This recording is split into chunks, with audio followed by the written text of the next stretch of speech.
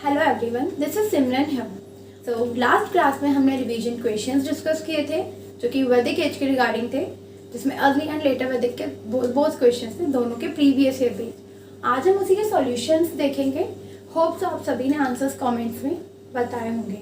But before we starting, please like, share and subscribe our channel and press the bell icon. Okay, so if हम questions की बात करें तो हमने अपना पूरा अर्ली और लेटर वैदिक पीरियड खत्म कर लिया था, जिसमें कुछ कुछ चेंजेस हुए थे लेटर वैदिक में। आज हम उसके रिगार्डिंग कुछ क्वेश्चंस करेंगे। So question number 1 is to popular assemblies of the Vedic period पर। दो पॉपुलर असेंबलीज, बहुत मतलब मैंने ये चीज़ बोली भी थी कि दो असेंबलीज बनाई गई थी जस्टिस के लिए, जिनमें एक तो वुमेन्स को जाने के लिए कोई बाउंडेशंस नहीं थी अर्ली वैदिक में, बट लेटर वैदिक में आते आते उनकी भी इम्पोर्टेंस खत्म हो गई थी जो असेंबलीज थी। इसके अलावा मतलब जो सभा टाइप होती हैं वो, इसके अलावा जो वुमेन्स थी उनकी भी वहाँ पे बाउंडेशंस और रिस्ट्रिक्शंस लगा दिए गए थे। तो वो दो असेंबलीज कौन सी थी वैदिक पीरियड की? सभा एंड महासभा। तो सभा तो हमने पढ़ा था, बट महासभा जैसा हमने कुछ भी नहीं पढ़ा था, तो मीन्स आंसर तो नहीं है। सेकेंड इज महासभा एंड गणसभा, जो तो दोनों ही अननोन है, ऐसा भी कुछ नहीं पढ़ा था हमने। सभा एंड समिति, इफ आप सबको याद है तो हमने ये पढ़ा था कि जो सभा और समिति थी ये एक तरीके से जस्टिस दिलाने का भी काम करती थी कि नॉर्मल सी बातें वहाँ मोनार्की चलती थी, किंग रूल चलता था, उसके अंदर उसका एडमिनिस्ट्रेशन था और उसमें असेंबलीज बनाई जाती थी सभा एंड समिति, जिसमें सब लोग बैठ के और डिसीजन एंड ऑल लेते थे। तो इसमें वुमेन्स को जाने में कोई बाउंडेशंस भी नहीं लगाई गई थी अर्ली वैदिक में, और लेटर वैदिक में आते आते इन सब में रेस्ट्रिक्शंस लग गई थी कि वुमेन्स को इस चीज़ के अलाउ नहीं किया जाता था। तो answer is sabha and samiti, C. Question number 2, who among the following scholar declared that Sapt-Sindh region was the homeland of Aryans? हमने देखा था कि हमने डिस्कस किया था कि आर्यन जो थे वो माइग्रेट करके आए थे, और ऐसी थियरीज दी गई थी काफ़ी सारे स्कॉलर्स के थ्रू। काफ़ी सारे जो इतिहासकार होते हैं उन्होंने अपने अलग अलग थ्योरीज दी। किसी ने कहा कि जो आर्यंस हैं वो मध्य एशिया से आए हैं, किसी ने कहा सब सिंध रीजन से आए हैं, मीन्स 7 रिवर्स का जो एरिया होता है, किसी ने बोला तिब्बत से आए, किसी ने बोला जर्मनी से आए। बहुत डिबेटिंग था, लॉट्स ऑफ थियोरीज थी, बट हमने कोई 2 ही पढ़ी थी। वो 2 में से एक थी सप्त सिंध रीजन वाली बात। ये थ्योरी किसने दी थी regarding homeland of Aryans? Doctor AC Das. AC is Avinash Chandra Das, okay. Professor Max Muller, professor Penka and Dayanand Saraswati. Sorry, Saraswati किस पर निकल रहा? तो ये थ्योरी किसने दी थी?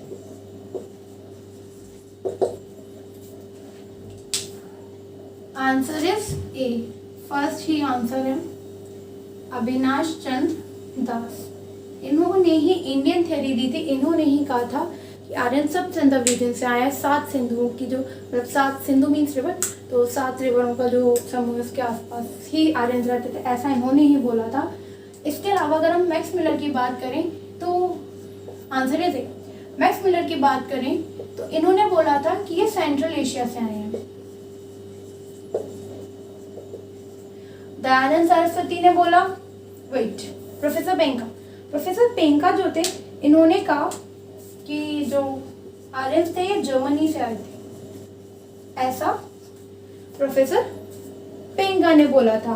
और दयानंद सरस्वती ने कहा था कि जो आर्यंस है वो तिब्बत से आए हैं। ओके, तो हमने पढ़ना था सब सिंध रीजन वाला बात, तो उसमें ये बात बोली थी AC दास ने, मीन्स अविनाश चंद्र दास ने। एंड होप तो इसके रिगार्डिंग एक और हमने जो थ्योरी पढ़ी थी वो कौन सी थी? हमने सिर्फ 2 ही पढ़ी थी जो मोस्टली इंपॉर्टेंट पूछी जाती है, that is A and B।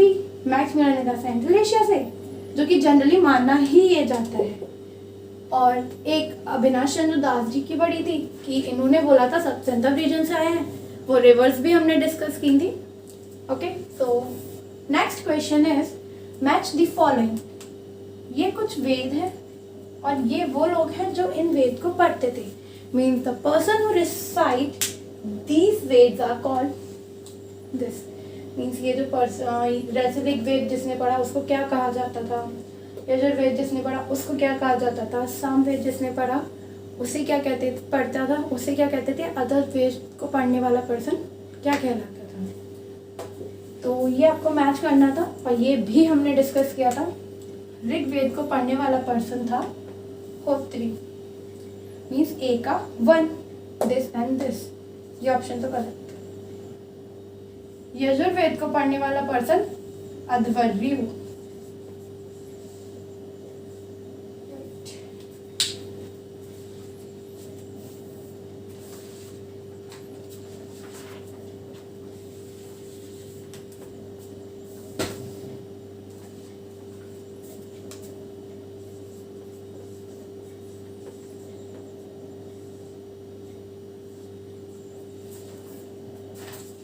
अध्वर्यु जो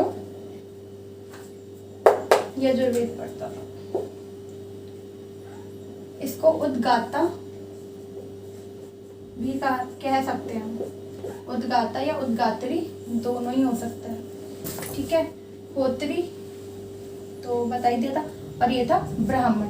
तो यजुर्वेद को पढ़ने वाला पर्सन अध्वर्यु ही कहा जाता था, सामवेद को पढ़ने वाले को उद्गात्री ही कहा जाता था और अथर्ववेद को पढ़ने वाले को ब्राह्मण कहा जाता था। मीन्स 1 2 3 4 सीक्वेंस में answer is a. Question number 4 is which of the following was the god of animal during the later Vedic period? किन को लेटर वैदिक तक आते आते पशुओं का देवता कहा गया? मीन्स किसको गॉड ऑफ एनिमल कहा गया? तो इंद्र जो थे, ये तो मैंने बताया था, इन्हें युद्ध का देवता मीन्स वॉर ऑफ गॉड कहा जाता था। War, God of war, sorry, God of war कहा जाता था। मीन्स युद्ध का देवता, युद्ध का देवता। रुद्र जो थे ये पशुपति के नाम से फेमस थे पहले, और पशुपति ही गॉड ऑफ एनिमल्स थे।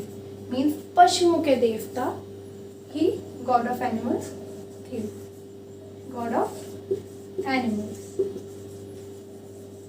सो आंसर है हमारा बी, पशुपति या रुद्र। लेटर वैदिक में आते आते जो था इनका रुद्र या पशुपति, इनके नाम से जाना जाता था। मीन्स गॉड ऑफ एनिमल्स, और ये लॉर्ड शिवा को ही डिवोटेड है। विष्णु जी का हमने वैदिक पीरियड में कहीं भी नहीं पढ़ा, और प्रजापति भी हमने नहीं पढ़ा था। हाँ, ब्रह्मा जी जो थे उन्हें क्रिएटर माना जाता था, ये हमने डिस्कस किया था। सो ये कुछ 4 क्वेश्चन है। Now next question is question number 5, match the following on the theory of Aryans origin. ये भी क्वेश्चन ऑरिजिन से रिलेटेड है। मीन्स कि हमने पढ़ा था कि सेवरल थ्योरीज मिली थी हमें आर्यन की ऑरिजिन, मीन्स आर्यन कहाँ से आए, इस चीज़ के ऊपर काफ़ी सारी थ्योरीज आई थी, और इनमें से कौन सी थ्योरी किसने दी थी वो हमें यहाँ पे मैच करना है। फर्स्ट इज यूरोपीय थ्योरी। यूरोपीय थ्योरी किसने दी थी? Okay. Second is central Asian theory, means Madhya Asia की थ्योरी, ये किसने दी थी? मध्य एशिया से एक हो जाना चाहिए।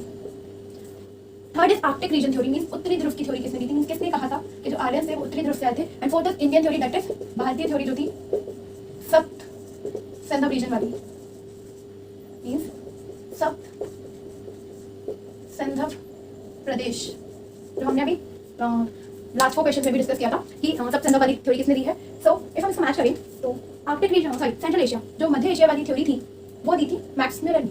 ओके, इन्होंने ही बोला था मैक्स मिलर ने कि जो आर्यंस थे वो मध्य एशिया से आए, मीन सेंट्रल एशिया से आए हैं, और वहाँ से भी कैस्पियन सी से। तो बी का तो 3 हो गया, दैट इज ये और ये। तो ये 2 ऑप्शन एलिमिनेट हो गए। एक चीज़ और ऑप्शनल, अगर आपको लगता है कि लाइक नहीं आप कंफ्यूज हो रहे हो क्वेश्चंस में कि नहीं इसका आंसर ये है, लाइक आपको लग रहा है 2 के बीच में आता नहीं है, तो स्किप ही करो, बेस्ट ऑप्शन है अगर नेगेटिव मार्किंग है।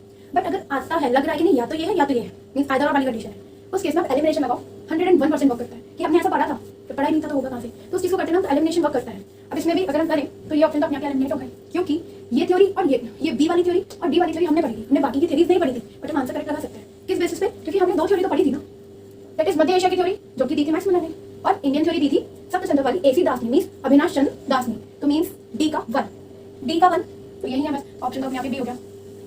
अगर हम इसकी बात करें तो आंसर हमारा बी है। For more info, European theory जो थी वो दी थी सर डब्ल्यू जोन्स ने, और उत्तरी ध्रुव की थ्योरी बाल गंगाधर तिलक ने दी थी। तो यहाँ तो हमने 4 थ्योरीज पढ़ ली, और लास्ट वाले में दयानंद सरस्वती जी की थ्योरी आई थी।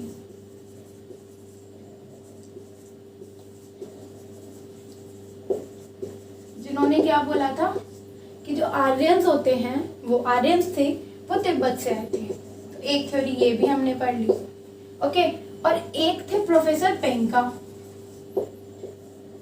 उन्होंने कहा था कि आर्यंस जर्मनी से आए थे। एक थ्योरी ये भी हो गई। इन ऑल हमने कितनी थ्योरीज पढ़ ली? 4 ये वाली, 2 ये वाली, 6 थ्योरीज हमने पढ़ ली।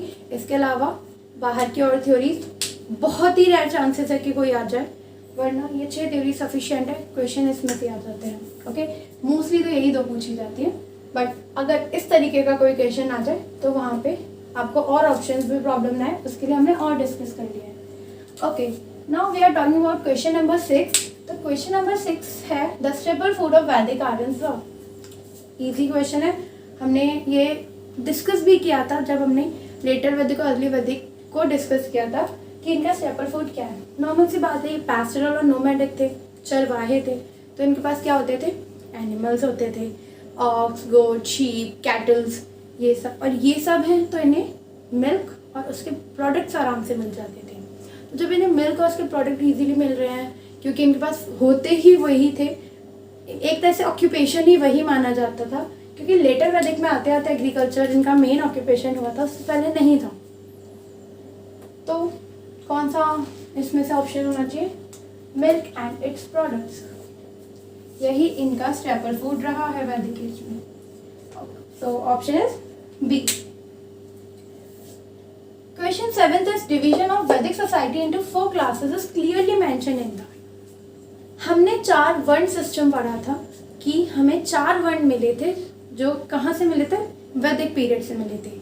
वैदिक पीरियड के अंदर भी हमें वो कहाँ से मिले थे? वो हमें ऋग्वेद से मिले थे, okay.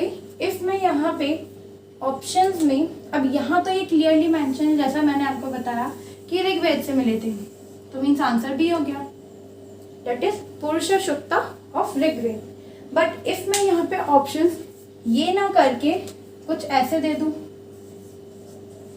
Third mandal of Rigveda,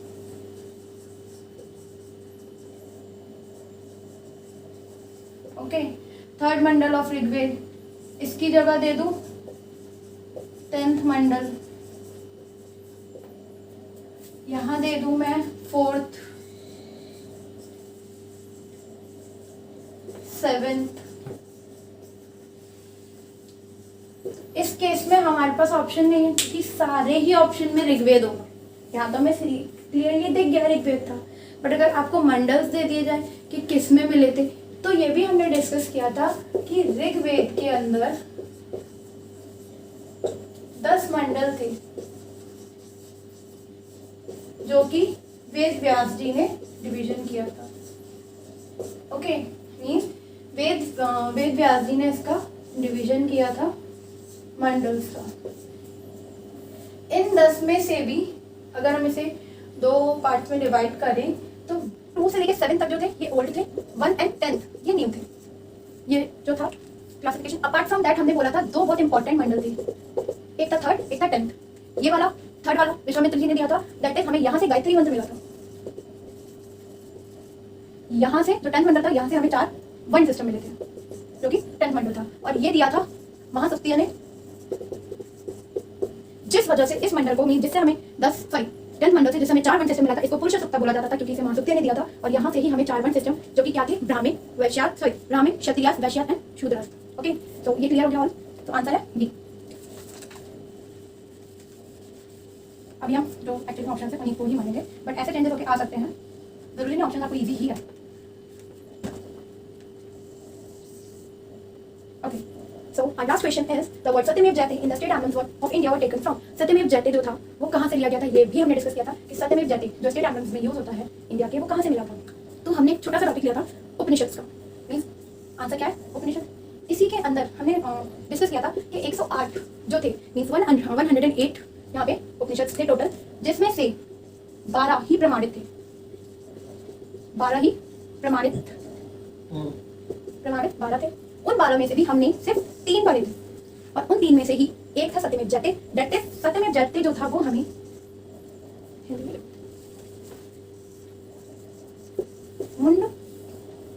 Mundakopanishad,